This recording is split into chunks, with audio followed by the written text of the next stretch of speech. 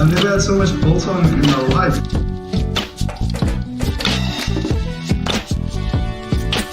You're spilling the beer. Are you sick?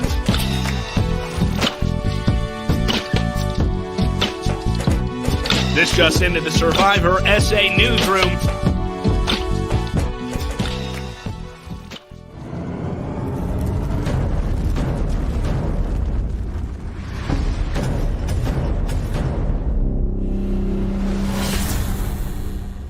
I don't know how to do this. N. Oh. E-N-O. Woo! And now your host with the most, it's Claudio Barrero. Hello, everybody, and welcome back to another episode of N. Oh.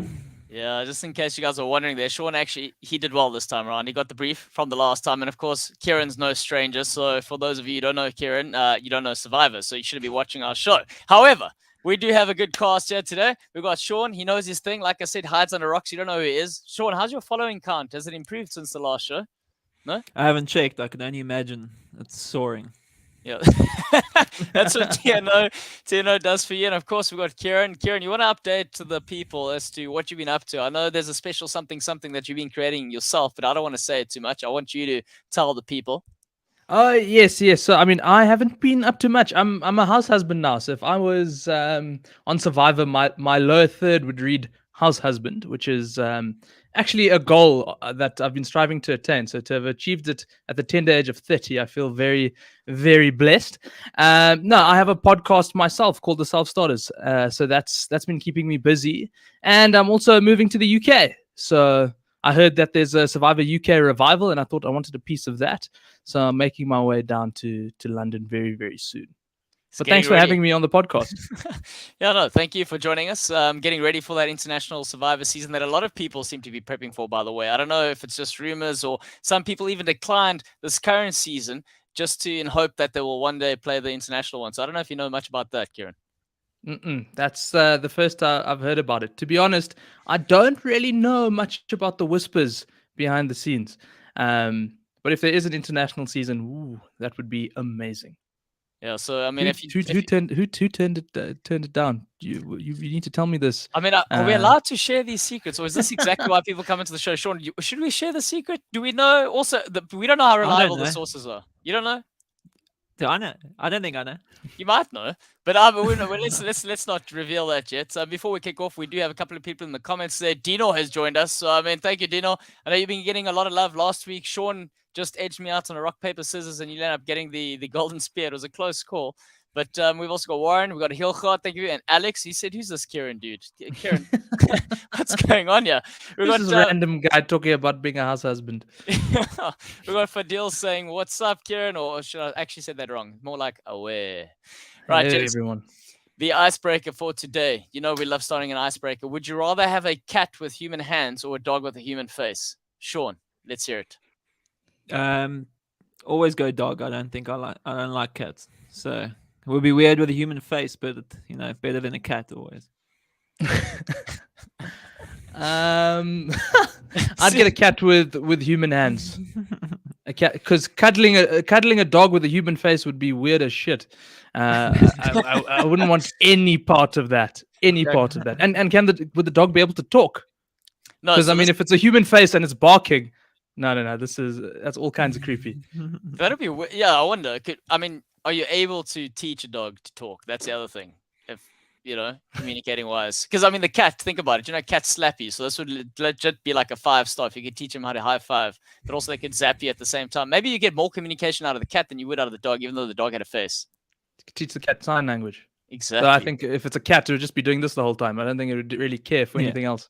Sorry, is this a family show? No family show. This is uncut for the Survivor super fans, in case you're wondering. So, we forgot to mention, Sean, seeing as your 20 follower account, let's hope it's soaring. What should the people do in the comments, or the ones joining us? What should they do? Come on. Like, subscribe, tap the bell. Yep, that's it. Well done. He's got it down. That's only his third episode, and he's killing it. I mean, the level of enthusiasm for tapping that bell, Sean. If I hadn't tapped already, I definitely wouldn't know. have. I told Claudio last episode, I don't bring the enthusiasm. That's his job. No, he brings the no bullshit serious face to our. He brings credibility, Kiran. That's what we need. We need some sort of credibility, right? Week in focus, gentlemen. What do we think about these 4 episodes a week? You've commented, Kiran. It's a lot to digest. You're super glad you didn't commit every week. By the way, there were other rumors that Kiran was meant to be another permanent co-host, but this house husband duties did take preference, and I was just a part-time player. The dishwasher is not going to pack itself, Claudio. That's the truth. Okay. That's the damn truth. I mean, I'll give you my opinion. I'm loving it. I think from an editing perspective, storytelling perspective, it just provides that much more room to tell the story and some of the nuances in the votes and relationships and dynamics. So I think it's great. You are obviously in the unenviable seat of having to then digest everything and provide some feedback at the end of the week. So from your perspective, it's a lot. But as a viewer, just enjoying the season, it's great. It's funny how every Thursday it's like, oh, flip, I still have to wait so long for Monday, right? Which we're so blessed. We're getting 4 times, or actually 50% more episodes than we did last season. So we're really, really lucky, but it still feels like we're not getting enough. So, I mean, that means it feels like they must be doing something right. Yeah, I don't know. I'm undecided on the extra episodes. I don't know, these last 2, like no challenges or one challenge, and then just them, discussing the vote for close on 2 episodes. Maybe I'm too much of a casual fan, but I like to see a little bit more action than that. Come on, you had a wrecking ball, Sean. You had, I mean, you could That picture wasn't in Miley the Cyrus last in the 2. background. Yeah, wrecking No, ball. the first 2, like what was it, Monday and Tuesday, they were really good. The challenges were solid. The last 2, it was, I suppose, like to Kieran's point, you could see more of the way that they decided the vote, but I don't know. It felt like it dragged out a bit, in my opinion. I'll disagree with you there, Sean. I actually thought it was fast paced. I mean, the ending on Wednesday's episode, with Shane getting some sort of advantage or what it looked like, I thought that was great. I mean, it was very action packed. I was eager to get into the next episode to see what it was. And then up until the point where you got to Tribal Council, you didn't really know who was going home. Which it was. Is it Dante? Is it Palesa? Are they going to put a vote on full? What's the story? And then the live Tribal Council, I felt added a lot to the dynamic, because it felt, actually, if you just fast forwarded it, it was quite a straightforward vote for Palesa in the end. Yeah, it did seem weird. I suppose in that regard, I see what you're saying. It just seemed, I suppose, you didn't know who was going out because it didn't look like they knew who was going out. Like that Tribal Council, that was at least, that was entertaining. That when they all just got up and started speaking to each other. I mean, I don't know how they came to a consensus. It seemed like just random people shuffling and talking to everyone, but somehow they basically got a unanimous vote out there. Yeah, No, it was the louder voices managed to convey the sort of message to them, get the votes across the line. At the end of the day, to the sort of unhappiness to 1 and 2 of the campers there. But I do think, seeing as we do have someone like Kiran in the house who has played the game before, Kiran, when you're looking back, especially in the context of this week, and you're looking at the nuances that have been broken down, and someone in your situation last season seen as the somewhat, some might say, the strategic player, when you've seen them reveal so much of the gameplay, is there a little bit when you're looking back going, I wish I had that from my season a little bit more? Yes, and yes. It's always nice to see the subtlety, and it depends, right? So, like in Sean's case, Sean, you seem to enjoy the challenges a lot more.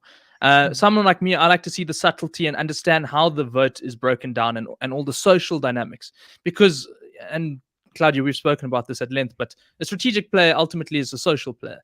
And so it's so good to see the social dynamics come through and have a good understanding of it. And I think the Survivor South Africa is the best when it comes to editing to show what's happening on the beach as opposed to editing for an outcome. So it's hard to almost try and identify who you think is going to win, because they really tell a story based off what's happening on the beach at a point in time, and even more so in this season because they have so much time to almost create that exposition of what's happening. So I'm enjoying it, and I wish I had it. Yeah.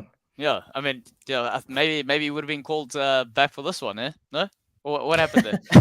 No, they had players in mind, and I just didn't make the cut. That's just the way it goes. I'm happy to have played once. At least I'll always have that. Yeah, and who wants to be part of a cookie cutter cast anyway? I don't know. There's clearly something you didn't fit that this season's cookie cut, but maybe next time. We've got Sean. You got someone saying that you're giving off Dante vibes, Sean. That's what someone's saying. So take that as you will. We've got. I don't know. I hope it's not my jersey, because his jersey looked a mess from day one. So let's. We've got Olankos saying Sean will be a goat. Wow, people call and Sean. This isn't a good thing, by the way. That's what they say there. Also, hey, we got new faces here. Look, Kiran, you rock up, and all of a sudden we've got new faces coming in the house. Okay, well, thank you very much.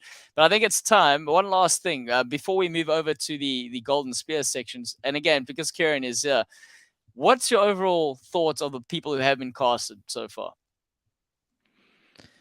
I think it's been great casting. Like, very dynamic, people eager to play.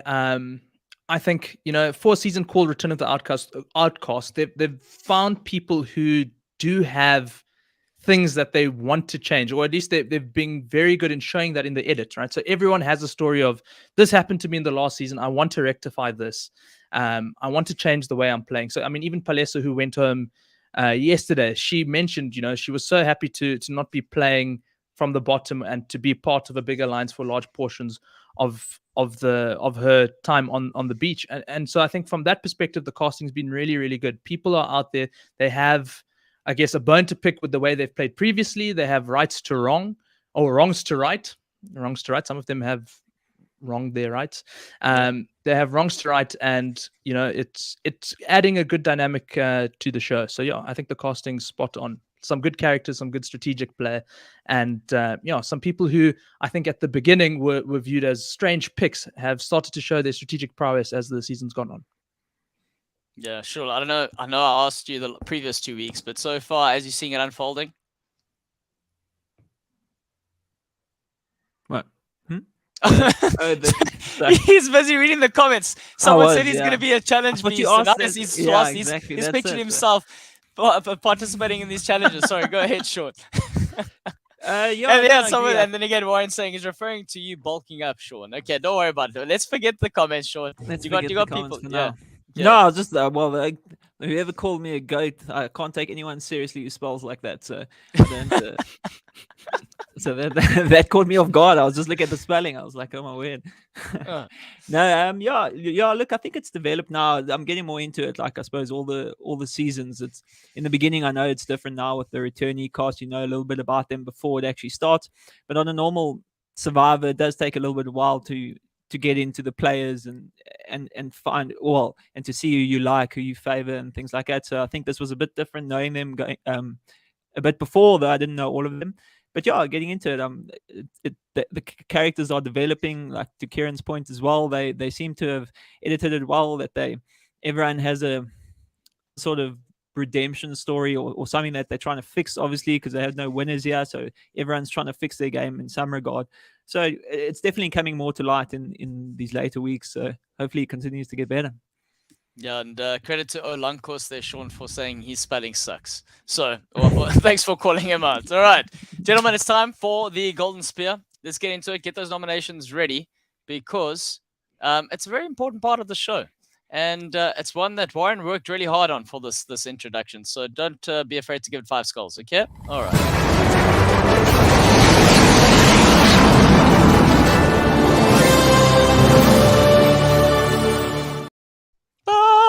Yes, Golden Spear. Gentlemen. Right, first names out of the hat.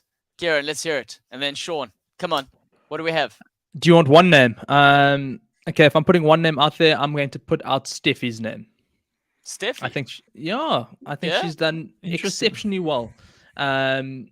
She has set herself up very nicely to go into the merge. She has Tony and Tejan on side, and they definitely think that she's part of their alliance. She's managed to have Marion take a little swap and trip to Masu and understand that things are still going very strong or there's still potential for the Breakfast Club. There's still great potential for the full package. So she has the best of both worlds going into merge. And someone like Steffi needs to be insulated because she is also seen as a physical threat. If you remember back to season 8, Marisha was voted out at merge because she fits the similar archetype.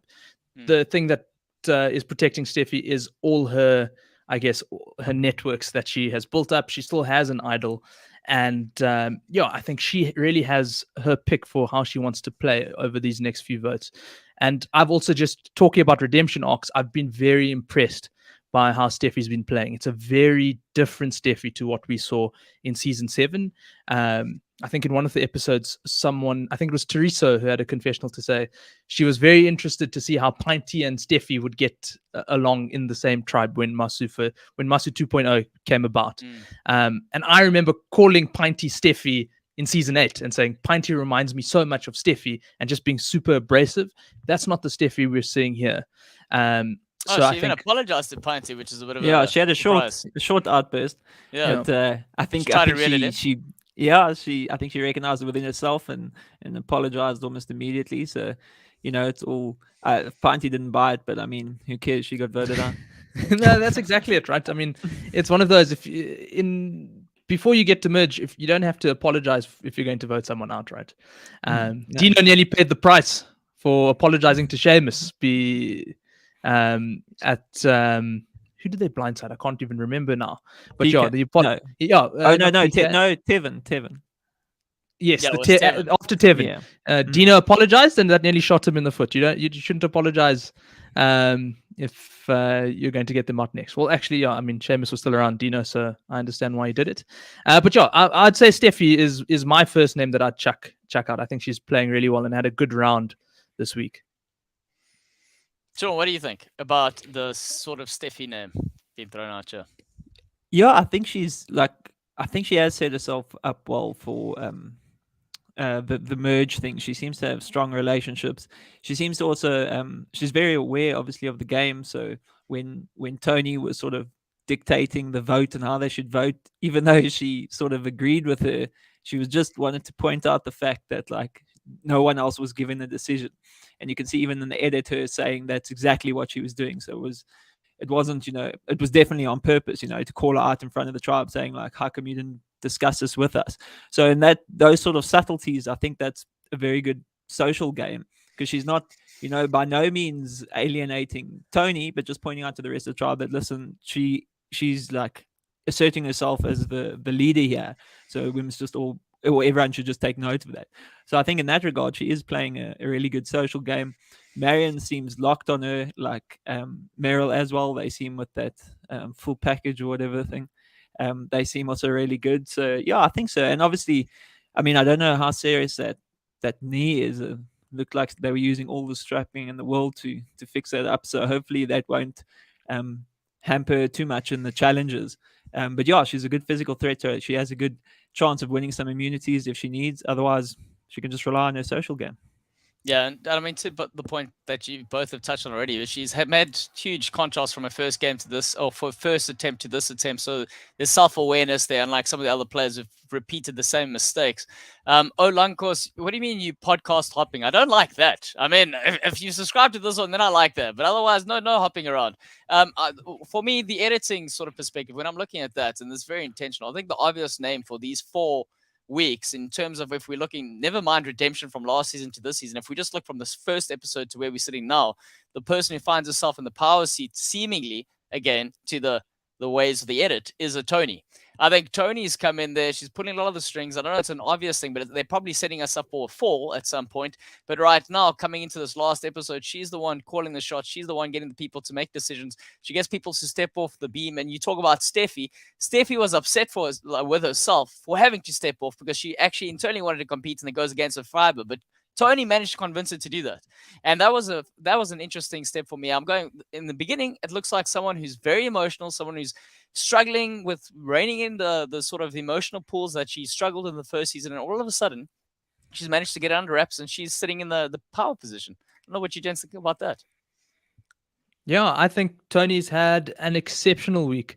If going from I think the first 2 weeks, the old Masu tribe couldn't wait to vote her out, and she's really put herself in a really nice power position, and built some really good relationships. So yeah, I think it's been great to see the turnaround. I definitely agree with everything you're saying, and I mean, the edit I feel like has definitely shown her being more in the driving seat than a Tejan, and Tejan's been the one to almost go out a bit and try and I guess soften the blow with Felix and Teresa and try to keep them I guess on side, but it seems like all it's done is actually antagonize them further. But you don't see Felix saying those things about a Tony, right? Even though Tony and Tejan are working very closely together. So she's really in a strong position. And I think at Merge, if Felix does decide to work with the Breakfast Club, I think Tony should be safe, and maybe Tejan will be in the crosshairs first. Yeah, I think the thing that I was wondering, and maybe you guys know better than I do, but what was the link between Dino and Tony? Like, why are they so set on? Why were they like immediately okay? Let Tejan and Tony were like, let's give Dino the idol. Was it just because Dante was gunning for him, or I didn't really understand the link because they hadn't spent any time together. I think it's because of pre-existing relationships. Like, Dino is someone who's active in the Survivor community. He's played orgs before. Tejan and Tony host an org, and I think Dino's played in it. So I think there is a sense of familiarity there that can come into play and can help players like Dino. So I mean, it's never a bad thing being active in the Survivor community. That being said, it can also be a curse, because that's why I think Dino's also had a continuous target on his back, because people know that he's well connected among Survivor fans and players. Okay, yeah, that makes more sense, because I couldn't understand it. They were just like almost automatically like, okay, let's give it to Dino. And Tony and Dino seem really close. And I was thinking these guys haven't spent like a day together, on the island at least, or wherever they are. Not an island, sorry. But Yeah. But yeah, so I just couldn't really understand that. But that makes more sense that they have like a pre-existing relationship. Yeah, now I know we're primarily talking about the players that made the best moves here in the Golden Spear section, but Hilgard asking a valid question, saying, I would be interested to hear how accurate the edit is if we compared what the gameplay was. And Kiran, what is your sort of experience going back to that in terms of when you looked at what was shown versus what you perceived to happen in reality in terms of when you were playing? It's pretty accurate. Like it's very close. I'd say 70 to 85% close. No one is getting recognition for a move that wasn't theirs. No one is necessarily being left out if they played a big part. Sometimes it's more the subtle things that get left out that are hard to show in an edit. You know, it's a subtle wink, or it's having a small conversation with someone, but you're not necessarily driving or you're not the pilot of the plane, you're part of the flight crew. And sometimes it's hard, you know, they're not going to show a member of the flight crew pulling out the cart to start handing out meals, but that is an essential part of getting the plane to the destination. 100%. So it's more man. the If I want my subtle wine on the stuff. plane, I need to have that wine, and someone's got to give it to me. And it's not going to be the pilot. So Exactly. yeah, and I'm gonna appreciate the stewardess way more for that. So yeah, that's a valid point. I do think a name. We spoke about the Dino relationship there, Sean. It was a nice sort of segue into the next candidate, for my opinion. I think Dino won it last week, but again, he's involved in the challenges. He's doing great things from the challenges. While he's there, he's still playing the game, having chats with Teresa. Obviously, it didn't work out in this instance because Teresa ends up going home, but he's always playing. And when you think of what he does to Tony, and he throws off the other tribe, technically the dirty tactics, and it's not just him. You can argue that Shane should be brought into this conversation because he gets him to shout like, yes, guys, let's make some noise, and it pisses everyone off. But Dino, and also towards the end when he makes a decision not to play his idol, that's a ballsy move. Yeah, that was definitely a good move. I thought, well, obviously it would have been terrible if he went home, but, you know, hindsight, great move that he didn't play the idol. I thought for sure he was going to, having never made Merge before. I thought, you know, the paranoia might have got him again, but obviously he held on to that, feeling safe with the relationships he made. So, I mean, that almost speaks for itself in terms of his gameplay this time, that he has built great relationships. He can seemingly trust them. We'll see how it goes forward. Yeah. Yeah, I agree. I think Dino's in a great position for multiple reasons, and I think this week has really helped with that. I mean, getting the idol is great. I think it gives him a lot of confidence. He didn't play it, and I have a feeling, knowing old dodgy Dino, he's probably going to use it as a fake at some point. It would be my guess. Or because remember now, Dino has 2 idols. He's had 2 idols. This idol does. I don't know if he has the parchment or not, but it looks exactly the same as Dante's, and he'll still have the parchment from his real idol that he played previously. So I mean, this is perfect for a great fake idol play later down the line. Is how I would envision it going down. So I think from that perspective, that's exciting, and he goes in with that. His perception, I think the way people see him coming out of this week is perfect going into merge. You know, Merrill at some point calls him a clumsy player. They don't think he's that strategic. Great. He can fly under the radar. No one's going to question him too much. He has gotten through the hardest part, which was this tribe swap, because he was bleak on the numbers. So he's done really well from that perspective. The other thing that I think is so valuable, and the show can never really show it, is the fact that he has been playing from the bottom. So already he's been able to push through, you know, and it's going to serve him so much better in merge when the time gets tough again for him. If you look at season 8, Chappie's had something similar, where his pre-merge was chaotic. He was close to getting voted out multiple times. Again, at the merge vote, almost went out, and then it settled down for him. But when things ramped up and the heat was on him again, he managed to dig deeper than everyone else because he had already felt that heat previously, and he almost had, I guess, the muscle memory of what it takes to dig himself out of it. And I think I'm thinking Dino will have something similar. And I speak from experience where I never had that. So the first time you get hit with something you're not expecting, it takes a little bit longer to adjust, especially when you're used to things going right for most of the game, right? It's a similar thing that people talk about where if you haven't gone to Tribal Council a lot, you're not Tribal Council fit, and you run the risk of getting to Tribal Council at merge and having no idea what's going to happen. There's a bit of naivety. And it's a similar thing where if everything's been going right, the moment something goes wrong, you flounder a bit longer than someone who's had a lot of trials and tribulations up until that point. Then I think if that is the case, I think Phil's also going to be good. I mean, he's also been playing quite well from the bottom there, and to be honest, in those last 2 episodes, he was keeping it going for me because his edits are quite funny. He's got a funny. He's hilarious. So yeah, so I mean, he was keeping it entertaining in those last. It's kind of what the sort of the guys that were casting the previous season were hoping Kiran was going to be. Am I right, Kiran? Yeah. Sure, that sounds like a backhanded compliment. Sean, I don't know if you've watched season 8, Sean, but if knowing your preference of Survivor, don't watch it. Or at least if I come on, close your eyes, because you're not going to enjoy me as a character. Let me tell you. That much I'm almost certain of. No, I did see it. I was actually very impressed with your play in season 8. I do remember it. Sean, we're all friends here. You don't have to lie, man. It's fine. No, I promise you. I think the thing that got me was you won a physical and a memory challenge. Like it was back to back. Yeah. I think, yeah. And Sean, now you're playing nice. I don't understand that because you don't play nice, and now you got the guy sitting here. Now you got to play nice. That's not okay. He's going to vote me out. I was saying, look, you told me it was funny. I was saying I didn't get that on the show, but you said he was badly edited. I don't know. Yeah, I kind of feel like they've told Philip. They said, "You see, Philip, we knew Kiran was funny, but don't do this. Please be funny." And he's delivering. I'm not gonna lie. I'm enjoying. He's been great. He's been really, really good. Yeah.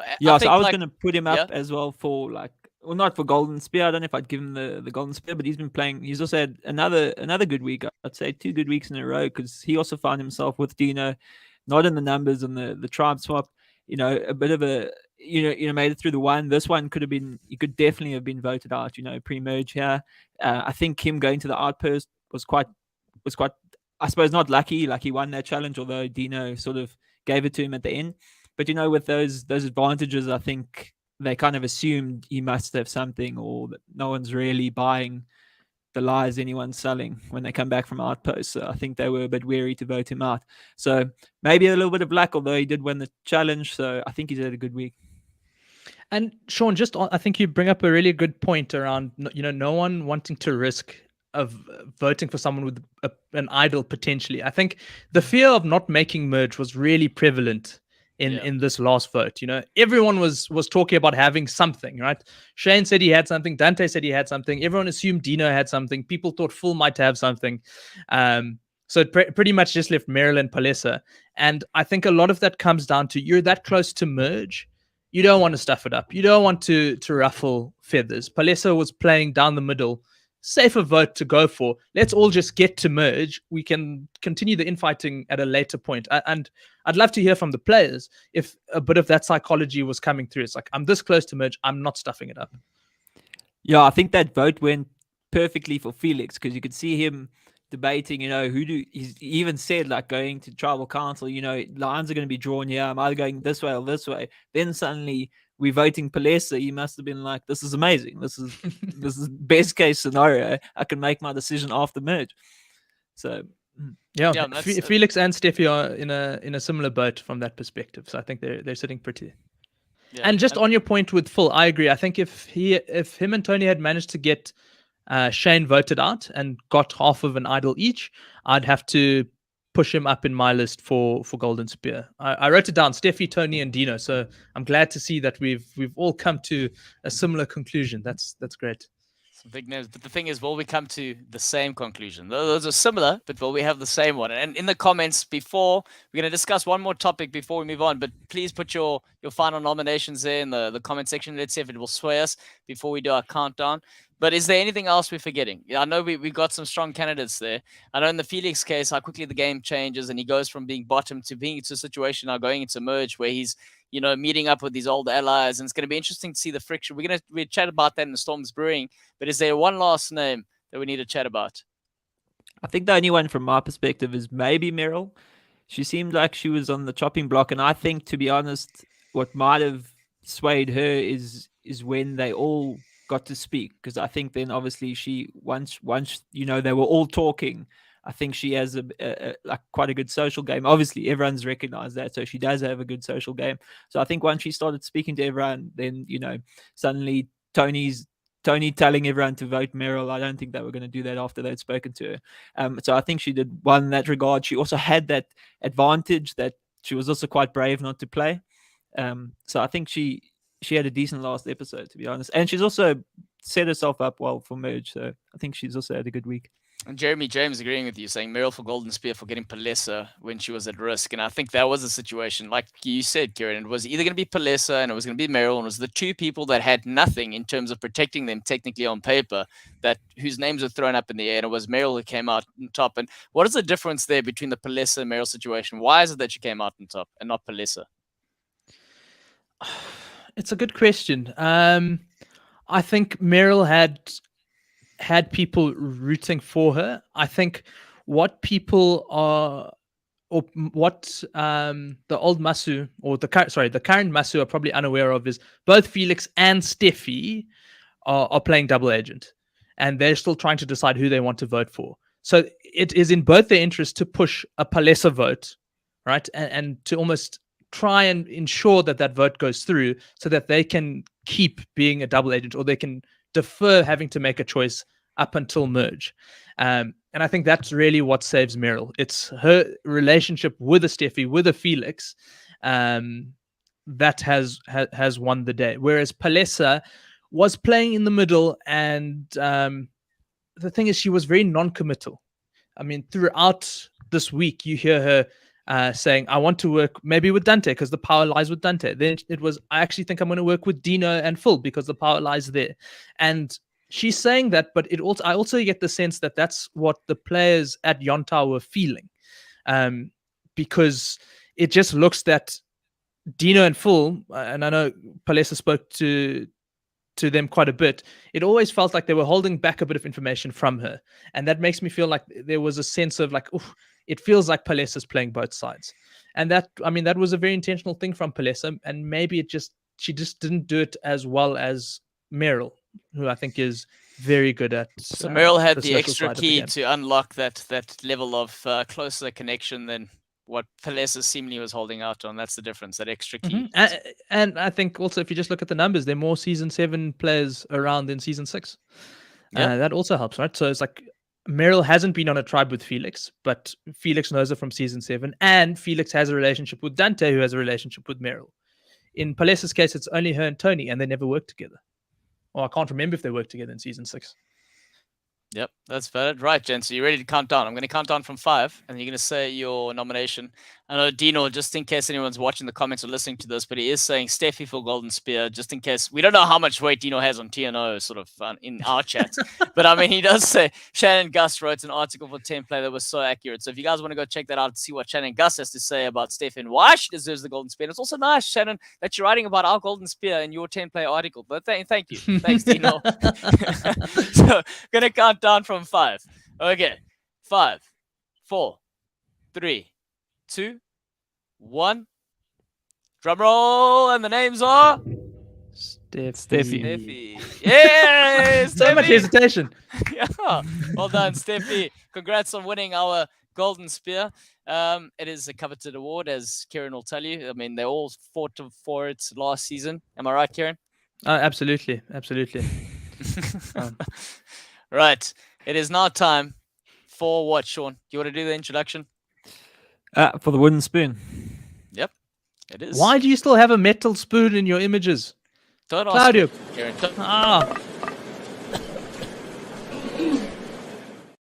The fact that you need to take that debate up with iOS. Speak to Apple and say, listen, guys, the emojis, you don't give us a wooden spoon option. I just can't believe it. This is me just trying to hack the system, and I use what's given to me. Unfortunately, I can't create everything, Kiran. I'm not like I'm very Shauna disappointed creating in beautiful craft Apple. titles. Yeah, It tell just them. completely unrecognized my entire childhood experience. Exactly. And I also think if Steve Jobs is around, maybe, but he's not around anymore. So, yeah, Sean, first name throwing out there. Who do you want to go with? Sure. I'd maybe Teresa. I think unfortunately she's too much of a liability on the group challenges. I think if she could have made her way to merge, we could have seen her social game play. But I mean, when they're choosing between her and Felix, you can hear them saying like we need a guarantee. Well, not guarantee, but we need to try our best to win another challenge. Everyone's thinking about merge. It's getting closer. So it becomes more of a thought in your mind that she's actually a real liability, and you could see her in that the wrecking ball one. She's definitely not as nimble as Miley Cyrus getting up that wall. So Yeah, like then in that regard, then I think not that I suppose that's more like a lifestyle choice than her bad play. I think she was playing relatively well, but if you're so much of a weakness in the challenge, I think maybe that's why that's what sort of stuck out for me, because it seemed like she was setting herself up with the relationship wise to have a decent game, but physically I think it just let her down. Yeah. I mean, Kiran, you want to jump in there before I add my 2 cents? Yeah. With Teresa, I mean, there's no greater wooden spoon than getting voted out, I guess. I think she has one in that sense. It's the thing with Teresa is, I mean, I have to respect the decision. She decided not to vote for Felix, and I guess she valued the friendship more than staying in the game for longer. I guess we can ask her now whether she agrees with it. I'm sure she does. I think it's just a great story arc also. Like Teresa came in season 8 and again in season 9, very strategic, talking about how cutthroat a game she'll play. She loves Sandra Diaz-Twine. So, that's the mold that she puts herself in. And what won out at the end was her heart and humanity and not wanting to vote for Felix. And one of the things that Teresa mentioned in season 8 was just the lack of genuine connections she felt she had built, other than, I think, Anesu. And it was only after the season, I guess, that other friendships flourished also. And then in season 9, she actually built good connections, good friendships. And when it came to turning on it, I think having that experience in season 8, she was unable to. So I mean, it's quite a full circle moment. That's So then that's you see. Sorry, I was just saying, but like you see, that's what even makes me more sort of a little bit like feel sorry for her, because she did seem like she picked up that if she wrote Felix, she would be safe. That never crossed Felix's mind. So she is a relatively good strategic player, and she has the the foresight to think, okay, they've told us they're splitting the vote. I know if I flip my vote, I can get him out. I mean, Felix, that didn't seem to cross his mind at all. Like, it wasn't his loyalty to Teresa that did it. He just it never like occurred to him. So that's what yeah. I'm saying. Like she does seem like she has maybe the mind for it, and then maybe It's just her that, liability on the challenge let her down. so that ruthless She streak that she's just a like she has a good strategic mind for sure. And on the Felix thing, I don't know, right? So to your point, Sean, it could be a trick of the edit where they want to make the downfall even more tragic. I don't know.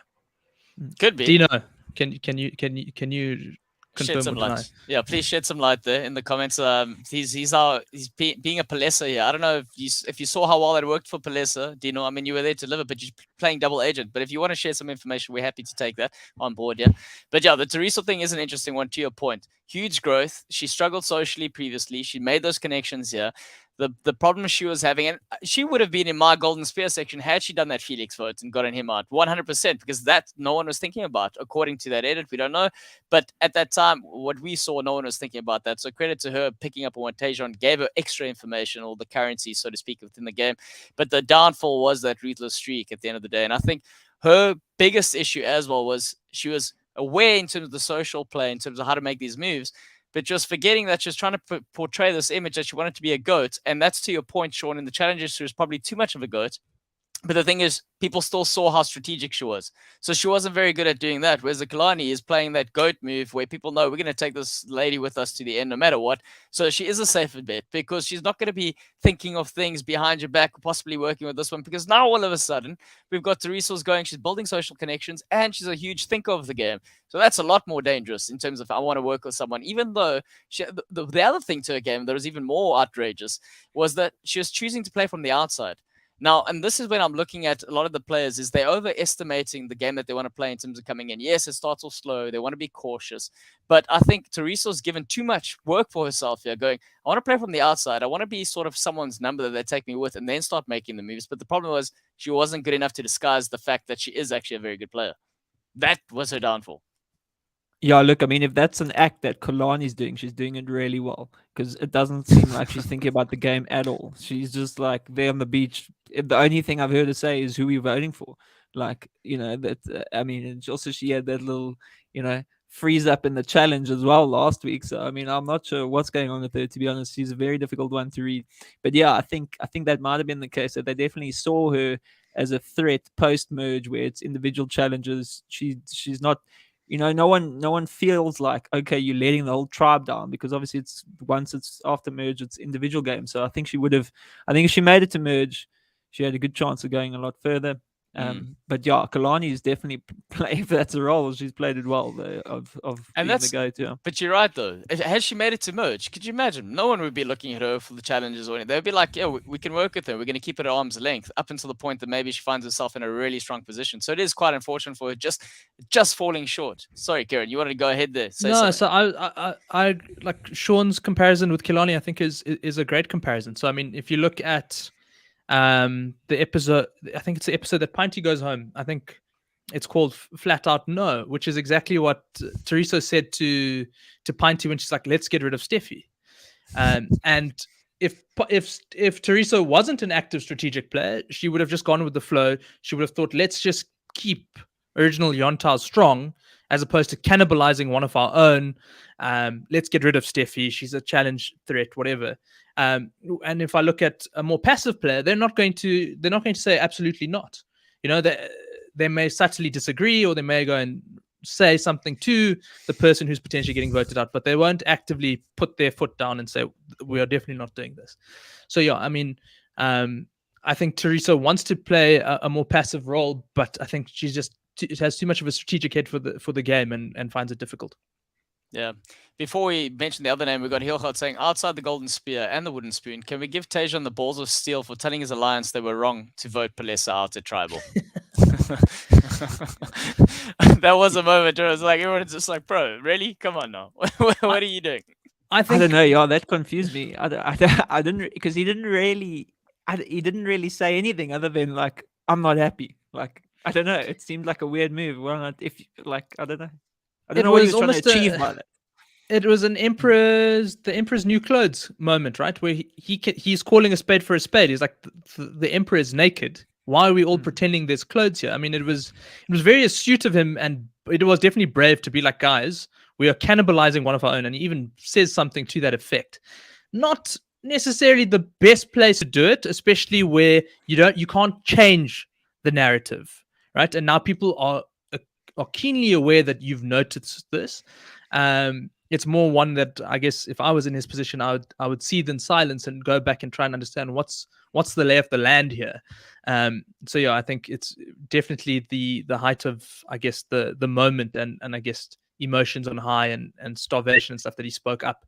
It's definitely a ballsy move and one that puts probably a bigger target on his back. Ballsy, you see, and this is the thing, ballsy or ignorant move, because when we're looking at the sort of Kalani, and I think Kalani should be mentioned here, largely because players within the game are identifying her as a GOAT, and again, to the point, whether that is intentional or not, they have identified her as that, and to the point, how often does the GOAT end up winning this game, even if they are taken all the way to the end, and then it becomes the case that they really need to put a strong sort of argument together to convince these people, you need to give me the 2 million rand, so to speak.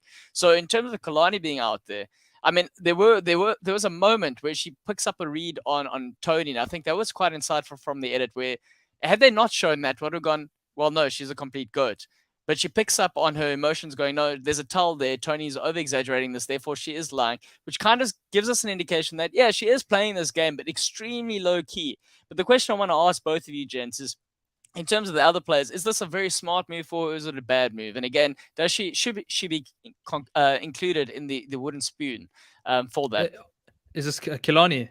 Kalani, yeah. So just on so I would say no for being included in the wooden spoon. She would have been next out on Yonta if she hadn't been on she hadn't been Guys, on the right side of the swap. Sorry, Kiran. This is why Dino is he made merge this time, right? Social game on point there, saying thanks for the great show as always, TNO. Yeah, Dino, enjoy your flight, sir. Captain out. Yeah, all right. Sorry about missing your first flight because you booked the wrong time, Dino. Yeah. Have a safe flight. I definitely wouldn't put Kilani, personally, I wouldn't put her in the wooden spoon. I think she's had a good week in the sense that she's built herself back up, whereas on Yonta pre-swap, she probably would have been the next boot or the boot after Pinty, depending on how the ordering would have gone. She has put herself into an amazing position where people do want to actively people will potentially want to carry her all the way to the end. So she has upped her chances of going far, whereas I think a week ago it wasn't looking that rosy. So I would say, if anything, she would in my books probably be higher up as a contender for the Golden Spear than Wooden Spoon. And on that point also, you're only a GOAT until you're not. So what I mean by that is it only takes 2 or 3 rounds to elevate yourself up further, right? Because when the votes happen at the end of a season, it takes in the full context of what's happened in the show, right? Whereas you can be a GOAT right now. It's definitely a more passive play. And Nico asked us a question like this last season, and my answer never made the edit. But I basically compared a GOAT to Simba from The Lion King. If you stop The Lion King halfway through, Simba's is not a hero of the story. He's pretty much a GOAT and a coward. He's literally run away from home. Everyone thinks he's killed his father. He's a lion that's turned vegan. Like, what has he's a GOAT. He's a loser, right? However, Kiran, depending on our audience, we don't know if we got vegan lovers here, because in that case, he's still a hero. I'm just saying. No, but you don't get vegan lions, right? Yeah. Humans are omnivores. Not Sean's gang. Sean's like, you can have a vegan human. That makes sense. But a vegan lion, they will die. It doesn't make much sense for humans either. Well, look, I'm not going to get into that debate, Sean. But the whole thing is, halfway through the movie, you wouldn't vote for Simba to win $1 million, right? But if you look at what happens at the end of the movie, that's you're more than happy to give him $1 million. People was calling Nicole a GOAT in season 8 at this point, and she ended up winning because how she rose up at the end is the only thing that matters. And so it's the same thing with Kilani, right? And it's the exact same thing. It's the same strategy that Teresa has. Like, let people think I'm a GOAT. I'm gonna give them a 1-2 punch right at the end, and they'll never see it coming. Rope-a-dope. So I agree because I think it's the same as you could almost say the same as when we review. Well, when at least when I'm reviewing these episodes, like you watch 4 of these episodes, and when I think about the show or anything we bring up in the show, it's mainly based on the later episodes. And in the same regard, like she could more than happily go through as a goat up until the latter stages of the game, make some big moves. That'll be the freshest in those people's mind. So when they're making that decision on the final tribal council, that's what they'll think about. Who cares if she got carried for the first, or pre-merge? Who cares? Like for me, I agree with you in that regard, and I think it was a good analogy with the Simba story. Okay, guys, fine. Kalani's name not part of this conversation. Yes. Can I add Kiran. one more thing, right? Yes. So Kalani's strategic gameplay could start as early as, I guess, the next vote. Because if you look at it, the Breakfast Club are 5 people strong. There's Marion, Meryl, Steffi, Dante, and Shane. And then you have the No Bullshit Alliance, which is Dino, Phil, and Felix. And they'll probably align with Tejan and Tony, or Tejan and Tony at least are more inclined to work with the No Bullshit Alliance, not with the Breakfast Club. And that leaves Kalani as a swing in the middle. So already her stock is rising, and if she plays it right, she could get herself really solidly into an alliance and establish herself into a vote all the way through to a final 6. It's all up to her. I think she's put herself in a good position. Fine, fair enough. Good case there, gentlemen. I think that's valid. Any other names? I mean, I've got one name in particular I want to put out there, but I want to see if anyone else has. I have one. Sean, my name. before Do you want to go give our first? names? Yeah. Sean, you want to say one before, in case we say the same name here? No, I mean, for me, I don't know that. Like I said, I think I started with the Teresa. That's sort of where I was leaning. Maybe Tony, although she had a good week, I think towards the end she started annoying people with how she seemed to be getting a little bit cocky in her power. And trying to dictate it like a little bit too much, even though you could see her gaining control, and then I think maybe it went to her head and she seems to get a little bit too comfortable where she is, like start directing. So I don't think she ended off the week as sort of in the middle part of the week. I thought, sure, she's playing really well, and then it ended and I thought, okay, she might be rubbing people out the wrong way. I definitely wouldn't give her the wooden spoon. I just thought it didn't end too well for her, maybe. Yeah. All right. Well, I think Jeremy James is a spoiler alert from my side. I don't know, Kiran, if you wanna jump into your name there. Sure, I'll go. My name is Dante. Dante. Okay, good. We're not on the same wavelength, even though I mean we spoke a lot about Dante last week, but yes, let's hear the Dante thing. Yes. I think his full fun grace continues. I think he has a stellar read for the game. He's like a bloodhound who's just, instead of sniffing truffles, he sniffs out threats. But much like a bloodhound, at the end of the day, it seems like you need the human to come up and pick up the truffle, right? And Dante seems to be lacking that piece of almost, I guess, the sociability to drive his agenda forward. So a lot of how Dante speaks is in, I need to get rid of this person because he's a threat to my game.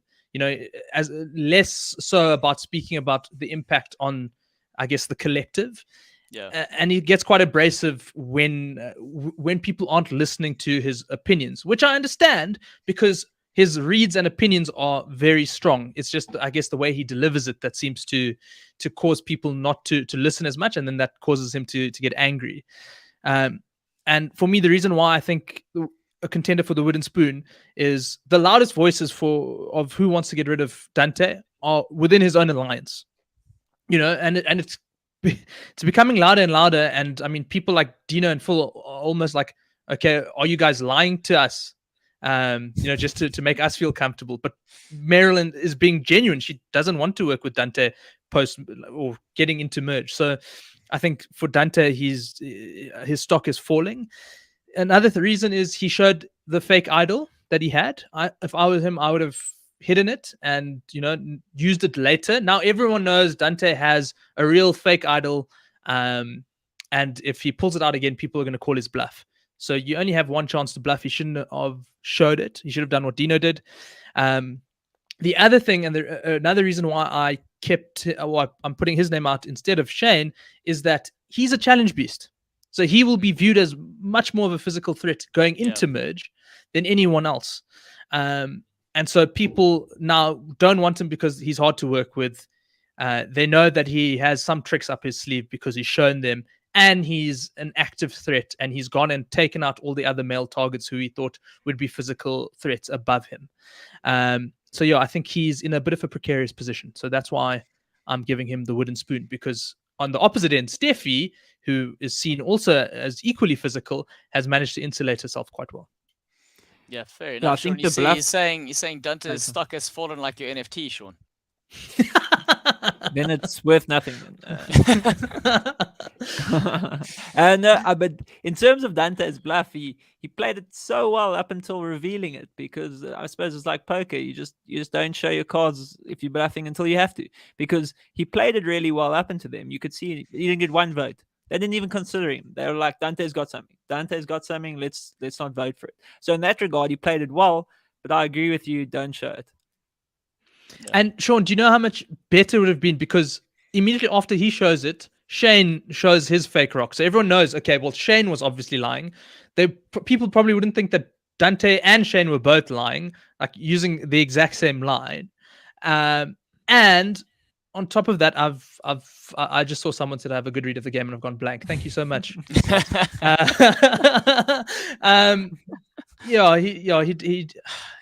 should have kept it. I can't remember what I was going to say after that.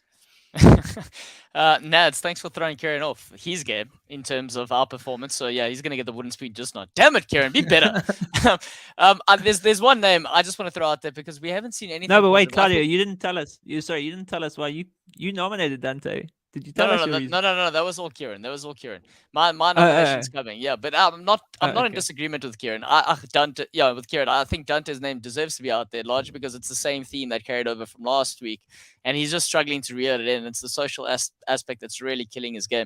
But I think that the Shane sort of name needs to be thrown out here, just because I think everyone sort of had a highlight, and I don't think Shane. I think Shane is stuck playing the same game that he thinks he's playing the last time he played. I think the time capsule he's caught himself in. He's struggling to get out, and he thinks he hasn't come to terms with the fact that he's not the main man calling the shots, and he's still delivering the message, hey guys, I'm the guy. You want to listen to me, and you want to play with me because I'm the guy. And I think that's I don't know if that's just because in terms of the perception, because he's older and he thinks this is the situation, so I can tell these younger people how to do things.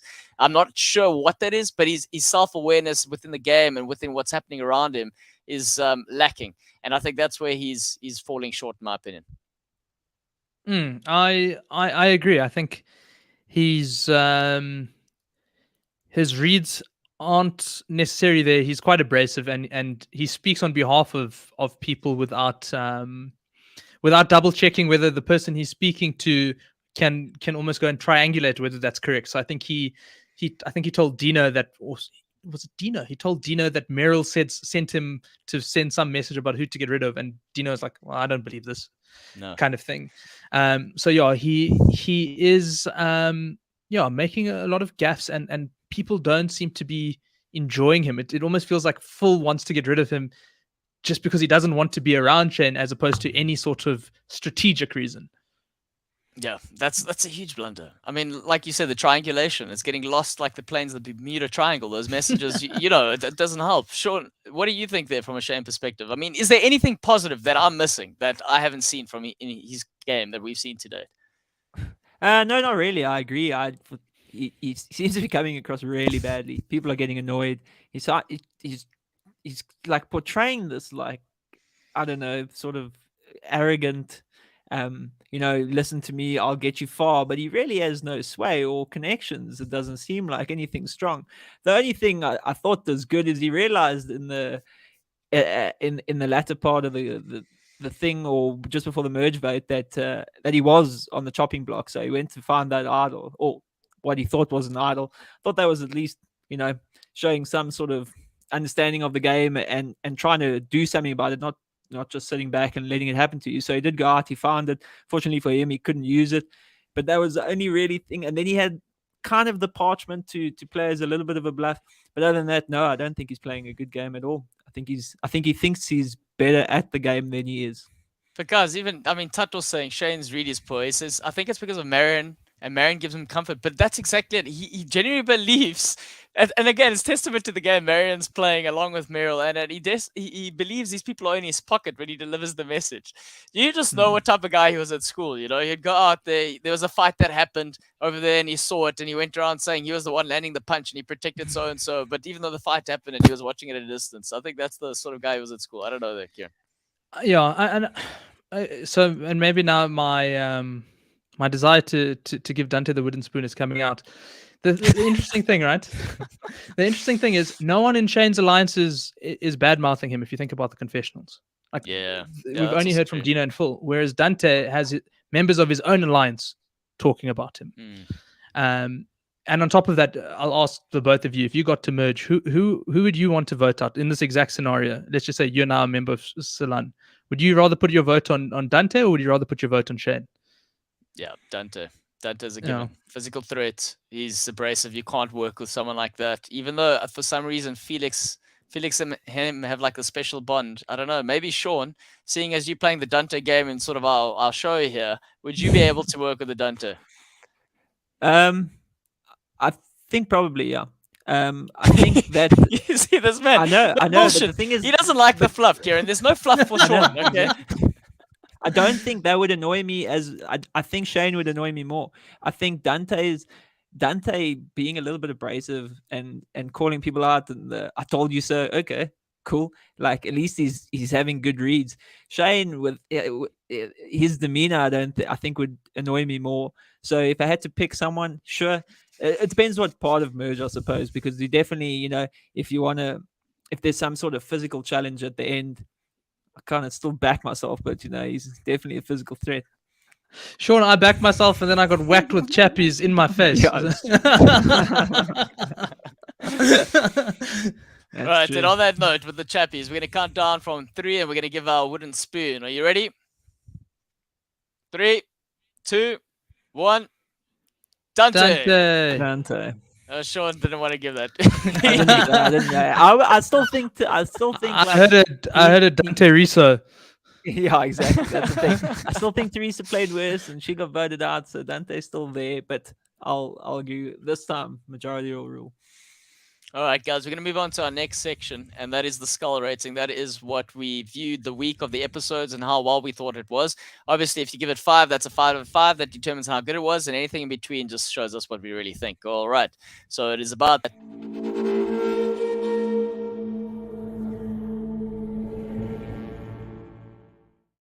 Ooh. Right, Sean. Out of 5. Did you only give it a 1? Oh, no, that was a skull. No, that was a skull rating. Come on, now. Come on, Jesus. Could you imagine giving it a 1? No. We can't give it a 1. Okay, Sean, what do you think? I think it was on par with last week. It started off like again. I think like I say, I think I lean more towards the viewership. So I mean, my viewing preference is a bit more challenges and a bit more physical things. So it started off really well. Thought those first 2 challenges were great. They were really like elaborate, with the balls and that maze thing. I think, I don't know, Kiran, I know you like that part of the game, but the last 2 episodes seemed a little bit long for me for just them discussing their strategy for so long. So, I would say again what I said last week. Has Warren sorted out the half skulls yet? I'm still going 3.5. No, I haven't received that yet. He's taken the time off. It's like he's just enjoying watching. He wants to call me talking about the episodes. I'm like, I'm working, Warren. You've done your work. It's time for me to work. Kiran? I'll give it a solid 4. I think it's like really, really good week. I really enjoyed it. I would still say that.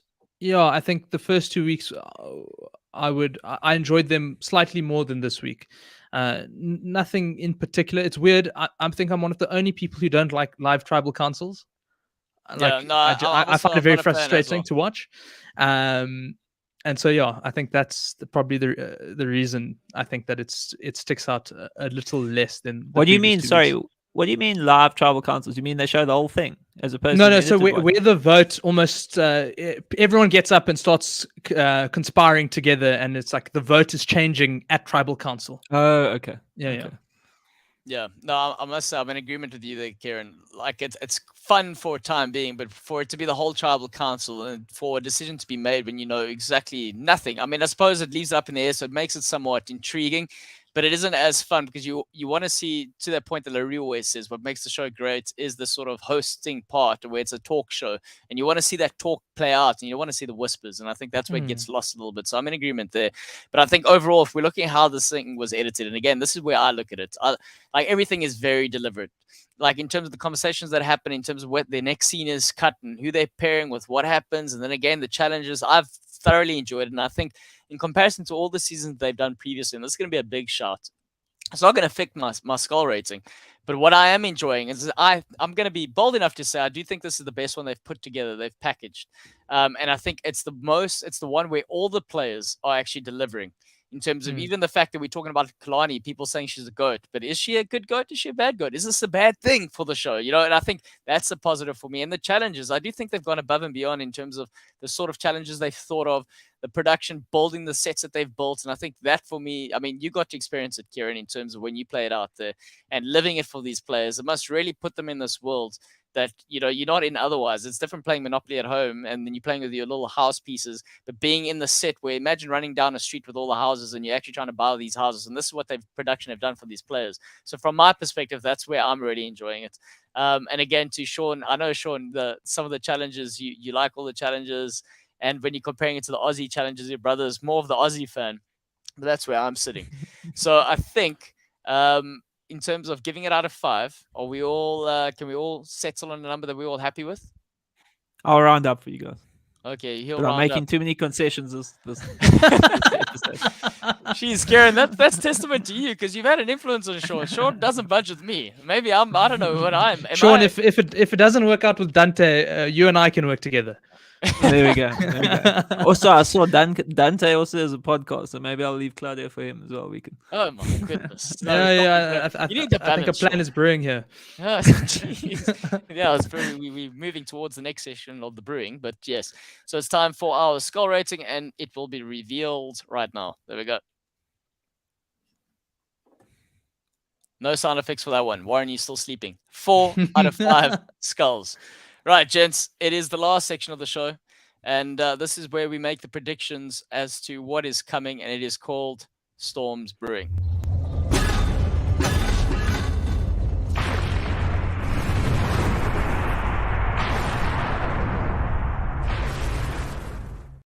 Sean, let's have it. What are your predictions? What are we going to see next week? I don't know about my predictions, but I think it will be interesting to see where Felix lands. I suppose, and Steffi maybe, but Felix, he seemed pretty set in that no bullshit alliance. Sorry, almost said alliance. The no bullshit alliance, but when they made merge and the clips from the next episode, I mean, it looked like he's reunited with his long lost brother there with Dante. So I don't know which way he'll go, and he has that ability to switch. So I suppose it's just up to him to determine which one suits him better. So I think that'll be very interesting to see. I completely agree with you. I think Felix is definitely the most interesting choice, and especially we have the context of him being unwilling to put down, or either not knowing or being unwilling, and my guess would be unwilling to put down Teresa's name.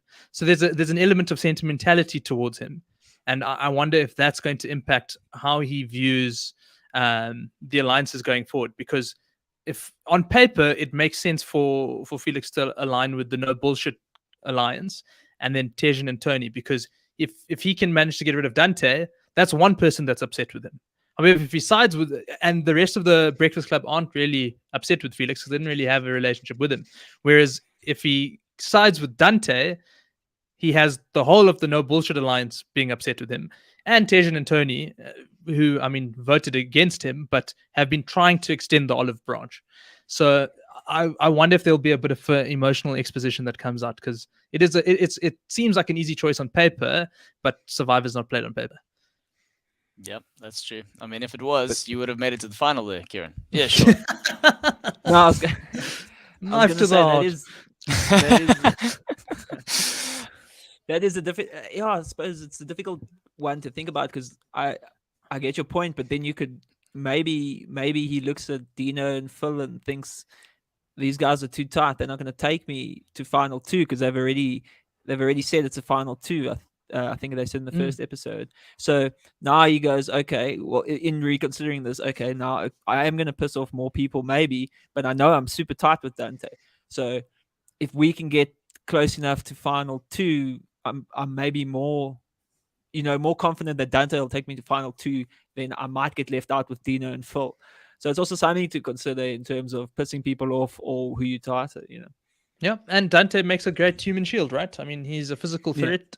Felix rates himself as a beast, and he's good at challenges. So, like, why not align with Dante and have him shielding you from a potential vote? Yeah, and Sean, I think you'd get on better with Felix because I think Felix has learned something. He's still got that hard edge about him, but he's got a soft undertone like those Caramello bears. I think that's rude. Think That's rude, calling him soft like a. Yeah, so but I mean just to leave this sort of Felix Dante conversation, I want to comment on Tajan. This is very left field. We've noticed in the edits, I think it's been very deliberate from their end. Every time there's a vote that takes place, they show him scouting around, and I know it makes it look like he's really pondering and he's really giving a lot of thought to this vote that he has to give in terms of what he should do. But I think there's some method to this madness, and I think he is looking for something while he's doing that. So I wonder if Tajan's going to be the guy that picks up one of the fake idols that have been lingering at Tribal Council. What do you guys think? I didn't think of that, but that's so smart. Sorry, go for it, Sean. Yeah, I'm interrupting. No, I was just gonna say I'm finding it a bit difficult to read Tajan. He's playing a bit of a you and Teresa both, bro. Yeah, because he's like he seems to like approach in the beginning episodes. He like approaches Teresa and Felix. He seems willing to work with them, and then he gets to Tribal Council, and then he goes no, and then like the next day he approaches them again. Like, okay, I know I didn't go with you that time, but this time I promise I'm willing to work with you. And then at the end, like also calling it out. I'm struggling to place him at the moment. So I don't know. I'd be interesting to see where he goes. They do seem to be showing him voting a lot and looking. So maybe that does, it does mean something's coming in the future. We'll have to see. Well, Claudio, now that you've said it, I really hope that happens. I really, really do. Yeah, I mean, I try to read into the edits and I always get it wrong, but I really hope you're right. That would be amazing to see. You could see it would be amazing to see. You could see him like finding it and say, "Look what I found!" Then he's like, "Nico, I've got an idol," and he's like, "That's not an idol." Like, oh shit! And him going, like, I think he's set up for that. I don't know. Out of all the players that are there, I think he's the one that's going to do it, and I'm hoping so. And I will give him a golden spear for doing it, just because it makes it seem like we were right here. So thank you. If you do that, Tajan, you will be a hero here. You'll go down the Tanya route of being a cult hero in the TNO books. That's what I'm saying. He's got that vibe about him. Yeah, he's got that vibe about him, man. Yeah, he's a bit of an enigma. You don't know. It's like he's based on his previous season. He's like, oh, I'm playing this game now, and I'm playing with these guys that are playing. So now he's trying to play, but I think he's outplaying himself. That's the vibe I'm getting. But I'm enjoying it. So no criticism there. Is there anything we're missing? Is there anything we want to comment on before we wrap this up? Just last thing for me is I'm really excited to see the full package back together again. I think the three girls in Steffi, Marion, and Meryl are running shit. Is the sense I get. They all have advantages. They're in a bigger alliance. They have sub alliances. They have relationships across both tribes.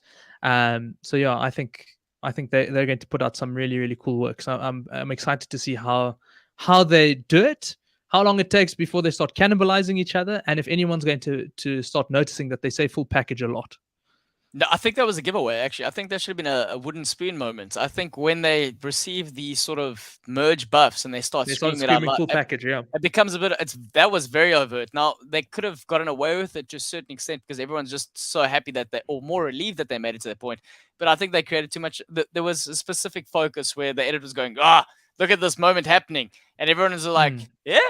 What's going on here? The full package. I also just want to say, should production not provide everyone with like underwear or panties, quackage? In Portuguese, it's called quackage, by the way. So quackage that allows them to hide their idols, because it seems to be the place that everyone puts them now. I don't know. I would go with giving Dante some pants first thing. I mean, yeah, that's a good start. If you have a long enough dress, you don't need it. Yeah. It's completely up to you, man. You know you're coming on. You know you're going to find an idol. Wear 3 speedos on top of each other or something. Have some padding ready to go. But is it going to become a thing now where, I mean, Kiran, when you played, were you looking down there? I mean, now, the next Survivor season, everyone's hiding it down there. You're going to have to start looking, going, hey, Sean, are you packing something or is that just al natural? Like that's one of the questions that you'd have to be wondering. It was too cold. Like everyone was fully clothed in our season. It would have been too hard to see. Like there were jackets and everything else.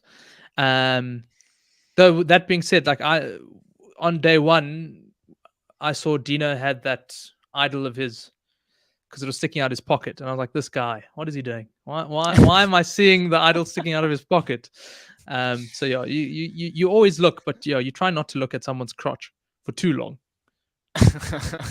Sean, I saw that face. You're like, yeah. Yeah. Yeah, I mean, I don't know. I suppose it would be difficult. I think 2 probably would see seconds that. is I looking suppose for an maybe- idol. Anything longer is we go. harassment. Right, Jets. That pretty much wraps up the show for today. Final thoughts before we head out. And it doesn't have to be Survivor related. Yeah, the Premier League starting tonight. Come on, There we cannot go. wait. You're Man United fan, that's- yeah? I'm a United fan. Yeah. So, Let's I'm hope just- it's a worse one for you from my side. Sean? No, nothing from our side. That's about it. Looking forward to the rugby this weekend. That's it. There we go, gents. We've got some sport fans here as well, just in case you were wondering. I do know Richard is a Liverpool fan, so you and I, sir, we're on the same wavelength here. Down with United. Down with Ronaldo. Let's hope Ronaldo can destabilize the team some more. Anyway, on that note, if you don't know what to be, Sean, you know how to say this. I don't know, Kiran, you've been on enough shows. If you don't know what to be what? Be what? Be cool. All right.